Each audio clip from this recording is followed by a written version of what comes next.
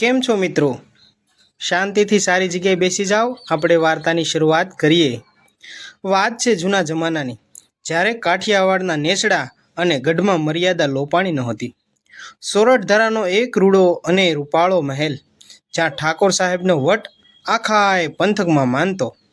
ઠાકોરના બે દીકરા, મોટા કુંવર પ્રતાપસિંહ એકદમ શાંત, ગંભીર અને ગાય જેવા, અને નાના કુંવર રણજીતસિંહ ચકબાર, તીખા અને ઘોડાની લગામ હાથમાં રાખે એવા પાણીદાર. પણ ખરો ખેલ તો આ બેય કુંવરના લગ્ન પછી શરૂ થયો. જેઠાણી રૂપબા, મોટા કુંવરના પત્ની, ઊંચું ખાનદાન, મનમાં અહંકારનો ગઢ અને આંખોમાં આખા ઘર પર રાજ કરવાનો મનસૂબો. દેરાણી ચંપાબા, નાના કુંવરના પત્ની, બુદ્ધિ શાર્પ, ખૂબ તીક્ષ્ણ, હોશિયાર અને સામાવાળાના મનની વાત જાણી લે એવા ચબરાક.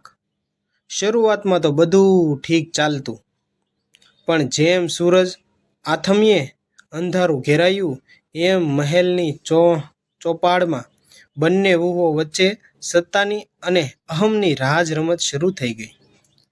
એક નાનો એવો કજિયો મોટું મહાભારત કેમ બને એ જોવાની મજા છે. તો ચાલો આપણે વાર્તા આગળ વધારીએ. ગઢ ગોંડલના મોભી ઠાકોર સાહેબ આખા પંથકમાંથી સોનીને તેડાવીને એક સરસ નવલખો સોનાનો હાર ઘડાવ્યો હતો. હાર એવો ચળકે કે જાણે આબમાંથી વીજળી હેઠી ઉતરતી હોય. ઠાકોરે વિચાર્યું કે આ હાર મોટી વહુ રૂપબાને આપવો, કારણ કે એ ઘરના જેઠાણી છે, જેથી પહેલાં તેને આપવો જોઈએ તેવું તેના મનમાં લાગ્યું. પણ વાત જ્યારે દેરાણી ચંપાબાના કાને પડી, ત્યારે એમના મનમાંથી તીખો ફણગો ફૂટ્યો. ચંપાબા બોલ્યા, જેઠાણી મોટા ખરા, પણ ઘરની સાચી રાંધણ કામની અને વહીવટ તો મારા હાથમાં છે. સોનાનો હાર તો ગુણવાનને શોભે, ખાલી ઉંમરમાં મોટા હોય એમને નહીં. એવી રીતના અંદરો અંદર તેને ફણગા ફૂટવા લાગ્યા અને વિચાર કરવા લાગ્યા કે સોનાનો હાર હવે તેને કેવી રીતના મળે. એક દી બપોરે આખો ડાયરો વિખરાયો હતો અને મહેલની ચારમાં બંને સામ સામે આવી ગયા. જીબે જીબે જેની ઝેર ભર્યું અને ઈ મુખે બોલે વેણ, પણ કાઠિયાવાડી કામની અરે રે ઈ તો આંખે વરસે શેણ. પણ સ્વાર્થ કાજે સિંહણ જ્યારે માંડી રાડ, ત્યારે ગઢના કાંગરા ધ્રુજે આખી ધાડ. જેઠાણી રૂપબાએ રસોડાના ઉંબરે ઊભા રહીને કીધું, દેરાણી બા, સાંભળ્યું છે તમારી નજર આ વંશના અસલી સોનાના હાર પર બગડી છે. પણ યાદ રાખજો, જેઠાણીનો પદ મોટો છે. આ ગઢની ચાવીઓ મારા પાલવે છે, બંધાયેલી રહેશે, એટલે તમે કૃપા કરીને એમાં નજર ના નાખશો અને એ મારા પાસે જ રહી છે. ચંપાબાનું ક્યાં ઓછું ઉતરે એવા હતા. એમણે પણ હાથની બંગડીઓ ખખડાવીને કાઠિયાવાડી લહેકામાં પરછો દીધો. અરે જેઠાણીબા, સાવીઓ પાલવે બાંધે કાંઈ રાજ ન થાય. રસોડામાં કયો મસાલો કેટલો નાખવો અને કોને કેટલું માન દેવું, એ તો આ ચંપાને જ ખબર પડે. હાર તો એને જ મળે જે આખા ઘરના મન જીતે, ખાલી હુકમ ચલાવે એને નહીં. તો તમે એવું વિચારતા હોય તો ભૂલી જજો. આમ રસોડાના મસાલાની સુગંધ વચ્ચે બંને વચ્ચે અસલી વાક યુદ્ધ, શબ્દોથી લડાઈ થઈ અને બોલાબોલી થઈ ગઈ. આખા મહેલના દાસ દાસીઓ થરથર ધ્રુજવા માંડ્યા કે હવે હમણાં કંઈક મોટું અણધાર્યું થશે તો આપણે રાજાને શું કહીશું, આપણે શું કરશું, એમ દાસ દાસીઓ ગભરાવા લાગ્યા. ચોપાડમાં જે ઝઘડો થયો એનો બદલો લેવા માટે દેરાણી ચંપાબાએ મનોમન એક અસલ કાઠિયાવાડી દાવ ખેલવાનું નક્કી કરી લીધું હતું. એ જાણતી હતી કે આજે સાંજે ગોંડલના ગઢમાં પડોશના સ્ટેટના મહેમાનો અને ડાયરાના અગ્રણીઓ વાળું કરવા પધારવાના છે. ઠાકોર સાહેબ રસોડાનો બધો વહીવટ જેઠાણી રૂપબાને સોંપ્યો, જેથી સાબિત કરી શકે કે પોતે જ ઘરના અસલી માલિક છે અને એ પણ ઘર ચલાવી શકે અને એના થકી પણ બધું થઈ શકે, એટલે એ ઘરના જેઠાણી છે. રૂપબાએ અભિમાનમાં આવીને દાસ દાસીઓને હુકમ કરી દીધો, આજ તો મહેમાનો માટે કાઠિયાવાડી અડદિયો, સેવ ટમેટાનું શાક, બાજરાના રોટલા અને સુખડી બનાવવાની છે. રસોડામાં ક્યાંક ખામી ન રહેવી જોઈએ. સંપાબા બધું એક ખૂણામાં ઊભા ઊભા સાંભળતા હતા, હસમુખા મુખે જોતા હતા. અને એણે વિચાર્યું, જેઠાણી બા હુકમ કરવા સહેલા છે, પણ રસોડામાં નિભાવવી અઘરી છે, અને આનું હું કંઈકનું કંઈક કરી દઈશ. જેવા જેઠાણી રૂમમાં મહેમાનોને સ્વાગત માટે ચોપાડમાં ગયા કે તરત જ ચંપાબા બિલાડીની જેમ રસોડામાં ગયા.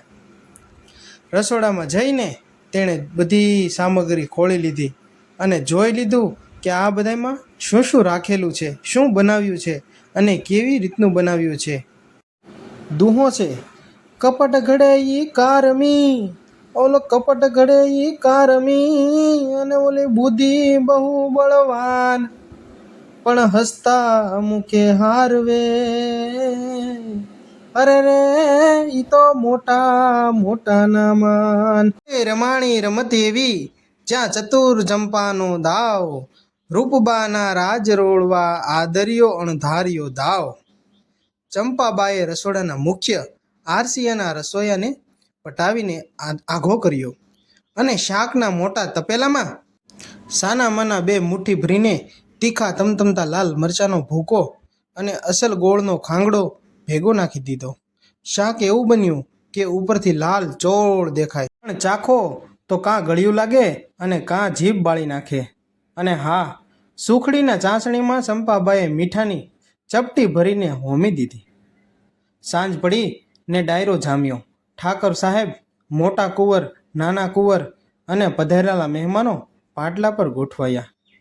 જેઠાણી રૂપા ગર્વથી માથું ઊંચું રાખીને પોતે પીરસના ઊભા થયા અને બનાવેલી વસ્તુ એક પછી એક બધું આપવા લાગ્યા. શાક આપ્યું, સુખડી આપી અને બધું પીરસી દીધું. પણ જેવો પહેલો કોળિયો પડોશના સ્ટેટના ઠાકોર સાહેબે મોઢામાં મૂક્યો તો તરત એમ લાગ્યું કે લાલ ઘૂમ થઈ ગયું. શાકનો સ્વાદ નહોતો, ન તીખો ન ગળો, એકદમ વિચિત્ર. અને જેવી સુખડી મોઢામાં મૂકી કે મહેમાન બોલી ઉઠ્યા, અરે ઠાકોર સાહેબ, આ સુખડી છે કે ગળ્યું મીઠું? ગોંડલમાં ગઢના આવી રસોઈ? આખો ડાયરો સ્તબ્ધ થઈ ગયો. ઠાકોર સાહેબની આંખો ક્રોધથી લાલ થઈ ગઈ. એમણે રૂપબા સામે જોયું. રૂપબાના હોશ ઉડી ગયા. એનું મોઢું લેવાઈ ગયું. આખા ડાયરા વચ્ચે જેઠાણીનું ઘોર નીચાજોયું થયું અને તેને વિચાર આવવા લાગ્યો કે મેં આવી રસોઈ બનાવી છે? શું મારથી આવું થઈ ગયું છે? અને એને બહુ દુઃખ લાગ્યું. બરાબર એ જ ટાણે ચંપાબા હાથમાં અસલ ઘીવાળી સુગંધવાળી ગરમા ગરમ કઢી અને સુધારેલા ચોખા લઈને હસતા મુખે આવ્યા અને બોલ્યા, ખમા બાપુ ખમા. જેઠાણી બાથી કદાચ ઉતાવળમાં મસાલાની ભૂલ થઈ ગઈ લાગે છે, પણ તમે મૂંઝાશો નહીં. આ દેરાણી મહેમાનો માટે જુદી અસલ કાઠિયાવાડી કઢી ખીચડી તૈયાર રાખી છે, અને તમે એકવાર આ ટેસ્ટ કરો અને તમને ખૂબ મજા પડશે. મહેમાનોએ કઢી અને ખીચડી ખાધી અને કઢી ખીચડી બહુ સ્વાદિષ્ટ અને મીઠી લાગી અને ખાધા પછી તો તેને બહુ જ આનંદ આવ્યો અને ચંપાબાના વખાણ કરતા થાક્યા નહીં. ઠાકોર સાહેબ ભરેલા ડાયરામાં કીધું, રૂપબા, ઘર સંભાળવું એ કાંઈ ખાલી હુકમ કરવાથી નહીં થતું. રસોડાવાળી ઘટના પછી આખા ગઢમાં ચંપાબાની હાય હાય થઈ ગઈ. એ રૂપબા મોઢું બતાવવા જેવા રહ્યા નહીં. પોતાની રૂમમાં જઈને રૂપબા ક્રોધની ધ્રુજતા વેલણની જેમ આડા અવળા આટા મારવા માંડ્યા. એમના મનમાં પાપનો ઘડો ભરાઈ ચૂક્યો હતો. એણે વિચાર્યું, ચંપા, તું બહુ ચાલાક બને છે ને, પણ હવે તારા ગળામાં એવો ફાંસો નાખું ને કે આખા ગોંડલ પંથકમાં તારું મોઢું કાળું થઈ જાય. અને એણે નવા નવા વિચાર કરવા લાગ્યા અને વિચારતા વિચારતા એને એક ખતરનાક વિચાર આવ્યો. એ જ રાત્રે જ્યારે આખો ગઢ ઘસઘસાટ ઊંઘતો હતો, ચોકીદારો પણ પોતાના લાંબા ટાટિયા કરીને સૂતા હતા, ત્યારે જેઠાણી રૂપબાઈએ કાળી ચાદર ઓઢીને પોતાની પેટીમાંથી પેલો અસલ 9 લાખો સોનાનો હાર કાઢ્યો અને એ હાર પોતાની સાથે ગોળ મટોળ વીંટોળી અને એક રૂમાલમાં પેક કરી દીધો. રાત અંધેરી કાળજી અને પાપ તણા પર જાવ, એ જેઠાણી ચાલી જંગમાં, અરે રે કરવા વંશનો નવ. ચતુર ચંપાના ઓરડે મેલ્યો સોનાનો હાર, કાજલ સવારે કૂટશે આખાય ગઢમાં હાહાકાર. રૂપબા દબાયેલા પગે બિલાડીની જેમ સરકતા સરકતા દેરાણી ચંપાબાના ઓરડા તરફ ગયા. ચંપાબા અને નાનો કુંવર ઘાટી નિંદ્રામાં હતા. રૂપબાએ બહુ ચાલાકીથી ઓરડાની બારીમાંથી હાથ નાખીને અંદર પડેલી ચંપાની કપડાની પટારીની પાછળ એ કિંમતી સોનાનો હાર છુપાવી દીધો. હાર છુપાવીને રૂપબા પોતાના ઓરડામાં પાછા આવી ગયા અને મનોમન રાક્ષસી હાસ્ય કરવા લાગ્યા કે બસ ચંપા, કાલ સવાર જ્યારે ઠાકોર સાહેબ આ ચોરી પકડશે ત્યારે તને સીધી પિયર ભેગી કરી મૂકશે અને મને ખૂબ મજા પડશે. તે મારી રસોઈમાં જે બગાડ્યું એવું તારી સાથે પણ થવું જોઈએ.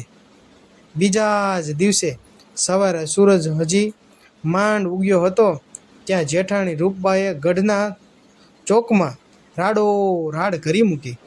અરે બાપુ, અનર્થ થઈ ગયો, અરે કોઈ દોડો રે દોડો, મારો 9 લાખો હાર ચોરાઈ ગયો. ગઢ ગોંડલના આંગણેથી કોઈ ચોર હાર ઉપાડી ગયો, હાર ઉપાડી ગયો એવી બૂમો પાડવા લાગ્યા અને થોડી વારમાં તો બધા ભેગા થઈ ગયા. આ સાંભળીને ઠાકોર સાહેબ, મોટા કુંવર અને નાના કુંવર દોડતા દોડતા ચોકમાં આવ્યા. ચંપાબા પણ આશ્ચર્યથી ઓરડાની બહાર આવ્યા. ઠાકોર સાહેબે ગુસ્સામાં કીધું, રૂપબા, હોશમાં બોલો, ગઢની અંદરથી હાર ચોરાય? ચોકીદારો શું ઊંઘતા હતા? આખા ગઢની તલાશી લેવાશે અને રાજાએ હુકમ કાઢ્યો કે આખા ગઢની તલાશી લ્યો અને જેટલા ચોર હોય તેને પકડી લાવો. અને હુકમ બહાર પાડતા જ એમ થયું કે રૂપબાએ રડવાનો ઢોંગ કરતાં કરતાં કીધું, બાપુ, બહારનો ચોર હોય તો ચોરીદાર ખબર પડે ને, આ તો ઘરનો જ હોય એવું ભેદ લાગે છે મને. જેની નજર કાલે હાર પર બગડી હતી એના જ ઓરડા તરફ એટલે ખબર પડે. રૂપબાનો આંગળીનો સીધો ઈશારો ચંપાબાના ઓરડા તરફ હતી અને એને ચોક્કસ એમ જ કહ્યું કે ચંપાબાનો ઓરડો તપાસો. મનોમન તે હરખાવા લાગી. ચંપાબા સમજી ગયા કે જેઠાણીએ મોટો પાસો ફેંક્યો છે, પણ ચંપાબા જરાય ગભરાયા વગર બોલ્યા, બાપુ, જેઠાણીબા સાચું કહે છે, દૂધનું દૂધ ને પાણીનું પાણી થવા દો. સૌથી પહેલાં મારા જ ઓરડાની તપાસી લ્યો. ગઢના મુખ્ય સિપાહીઓએ જઈને ચંપાબાનો ઓરડો ફંફાળવા લાગ્યા અને જોયું કે રૂપબાના હૈયામાં ફફડાટ ફૂટતો હતો કે હમણાં જ હાર નીકળશે અને બરાબર એવું જ થયું. સિપાહી કપડાની પટારી પાછળથી સોનાનો હાર લઈને બહાર આવ્યો અને ઠાકોર સાહેબના હાથમાં મૂક્યો અને કહ્યું કે આ જો હાર મળી ગયો અને ક્યાંથી મળ્યો એ તમને પણ ખબર. અને આખો ડાયરો અને ઠાકોર સાહેબ સ્તબ્ધ થઈ ગયા. નાના કુંવર સગી આંખો શરમથી ઝૂકી ગઈ. રૂપબા મોઢથી બોલ્યા, જોયું બાપુ, આ ચંપાનો અસલી ચહેરો. કાલે રસોડામાં રમત રમીને મને નીચી દેખાડી અને રાત્રે મારો હાર ચોરી લીધો. આવું કોઈથી કરાય? આવું મારો હાર ચોરી લેવાય? પણ ચંપાબા ચહેરા પર જરાય ડર નહોતો. એ તો અસલ કાઠિયાવાડી સિંહણની જેમ મુસ્કરાઈ રહ્યા હતા. જ્યારે સિપાહીઓ ચંપાબાના ઓરડામાંથી હાર કાઢ્યો ત્યારે જેઠાણી રૂપબાના મોઢા પર જીતનું અસલી હાસ્ય હતું. પણ ચંપાબા જરાય ડર્યા વગર ઠાકોર સાહેબ સામે હાથ જોડીને ઊભા રહ્યા અને કહ્યું, ભર દરબારમાં તેમણે કહ્યું કે રાજાજી, તમે મારી વાત સાંભળો અને હું તમને જે સાબિતી પૂરી પાડું એ પણ તમે જોજો. કપટ કરી કામિની અને હરખે પોતાના મન, પણ સત્ય કદી છુપાય નહીં, અરે રે સાક્ષી પૂરે જન. રાત ગઈને અજવાળું થયું, પાપ તણા પૂરું પૂરું. ચતુર ચંપાના વેણથી અહંકાર થાશે ચૂર ચૂર. ચંપાબા બોલ્યા, બાપુ, આ હાર મારા ઓરડામાંથી મળ્યો એ સાચું છે, પણ હું લાવી નથી. રાત્રે જ્યારે આખો ગઢ સૂતો હતો ત્યારે મેં મારી નજરે કોઈને કાળી ચાદર ઓઢીને આ હાર છુપાવવા જોયા હતા, અને એ વાતની સાક્ષી પૂરવા માટે ગઢની જૂની દાસીને કંકુબાઈને અહીંયા હાજર કરો. ચંપાબાએ ઈશારો કર્યો એટલે લાકડીના ટેકે ટેકે ધ્રુજતી ધ્રુજતી દાસી કંકુબાઈ ડાયરાની અંદર હાજર થઈ. અધવચ્ચે આવીને ઊભી રહી. જેણે ધ્રુજતા અવાજે કહ્યું, ખમા બાપુ ખમા. રાત્રે જ્યારે હું ઓસરીમાં વાસણ ગોઠવતી હતી ત્યારે મેં જેઠાણી રૂપબાને કાળી ચાદર ઓઢીને ચોર પગલે ચંપાબાના ઓરડા તરફ ધીમે ધીમે જતા જોયા હતા. એમના હાથમાં આ જ સોનાનો હાર હતો. આ સાંભળતા જ આખાય ડાયરામાં સોપ થઈ ગયું. રૂપબાનો તો ચહેરો પીળો પડી ગયો અને પગ નીચે જમીન ચરકવા લાગી. મોટા કુંવર પણ શરમથી માથું નીચું કરીને ગયા. ઠાકોર સાહેબે ગુસ્સામાં ત્રાડ પાડી, રૂપબા, આ શું ખેલ માંડ્યા છે? તમે એક દેરાણીને નીચે દેખાડવા માટે આખા ખાનદાનની આબરૂ દાવ પર લગાડી દીધી. ભર્યા ડાયરામાં જેઠાણી રૂપબાનું અસલી પાપ ઉઘાડું પડી ગયું. ઠાકોર સાહેબે ચંપાબાની બુદ્ધિ અને ધીરજતાના વખાણ કર્યા અને નવલખો હાર ચંપાબાના ગળામાં પહેરાવી દીધો. આ જોઈ આખો દરબાર રાજી થયો અને ચંપાબાને વાહવાઈ કરી. તેમાં બુદ્ધિમત્તા અને ચંપાબાની સફળતાને બિરદાવવામાં આવી.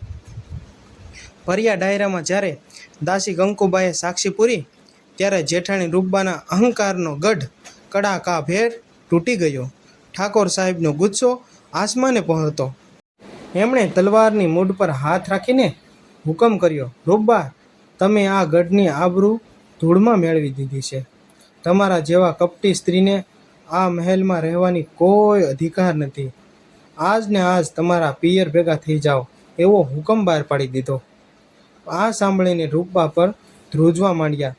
અંદરો અંદર તેને ખૂબ દુઃખ થયું અને એ ડરવા લાગ્યા. એમને પોતાની અસલી ભૂલ સમજાણી. મોભાદ ઘરની બહુ પિયર ભેગી થાય તો ઘરમાં કેવું થઈ જાય, મરવા સમાન ગણાય.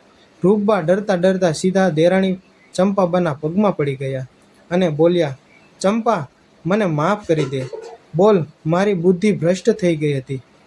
ઈર્ષાની આગમાં હું આખા ઘરની નિકુંદ કાઢવા બેઠી હતી.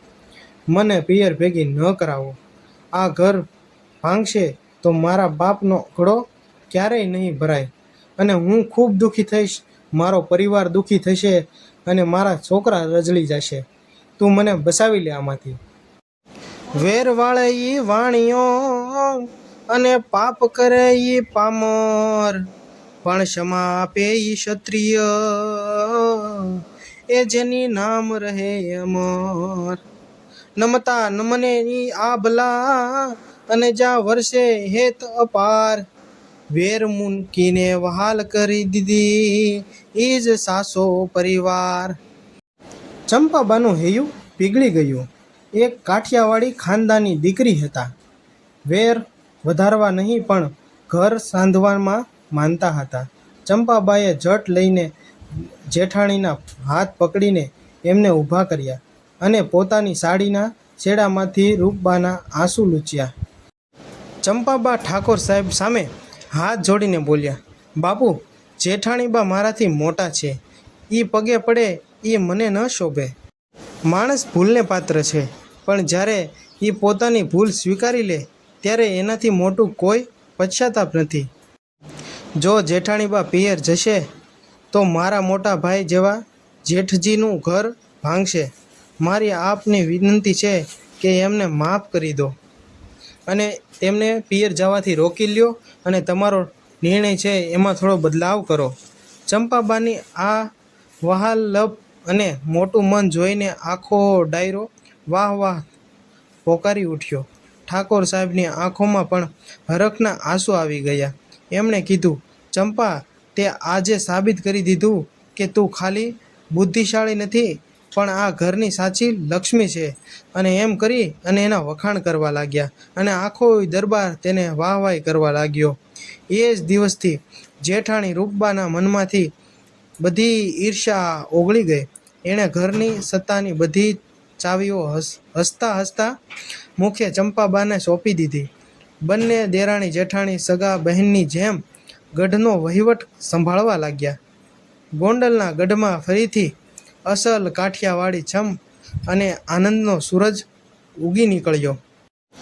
મારા વહાલા વડીલો, તમને આવી બધી વાર્તા સાંભળવી પસંદ હોય તો મારી ચેનલને સબસ્ક્રાઈબ કરો, મારા વિડીયોને તમારા મિત્રો સુધી શેર કરો અને તમને આવા વિડીયો જોવા પસંદ હોય તો મારામાં કોમેન્ટ કરો કે તમારે કેની વાર્તા સાંભળવી છે, તો હું એ ટાઈપના વિડીયો પણ બનાવીશ. અને મારી ચેનલને લાઈક, શેર, સબસ્ક્રાઈબ કરજો.